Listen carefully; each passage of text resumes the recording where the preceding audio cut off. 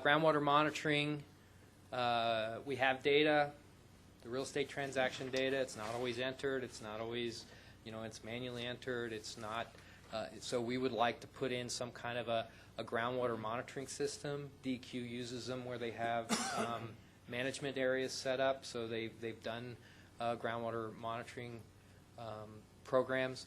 We've designed a little bit of one in our recommendations. I'm going to leave you with the recommendations document as it is right now. So it's governance entity. So one of the problems with the monitoring and managing this kind of phased approach is who's going to manage all that?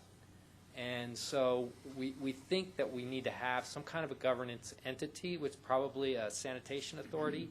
And the idea is to have an umbrella sanitation authority that really focuses on the monitoring and education, because it's not just what goes into the toilet, but it's what people do, over-fertilizing. There's a lot of things you can do with that porous soil, herbicides and things like that.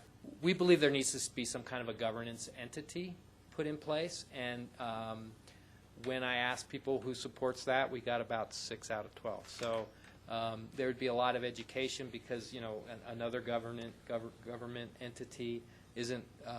But I was surprised it was 6 out of 12, and I was surprised. Well, I thought that people would just throw things at me when I first said it, and I was surprised how people were like, "Well, yeah, we have to do monitoring, and we do have to deploy solutions over time, so we need to have some entity that will do that." And so there seemed like there was a lot more reasonableness about something like this to manage it, and it would be local, board elected in the local area, and so it would be managed by the community.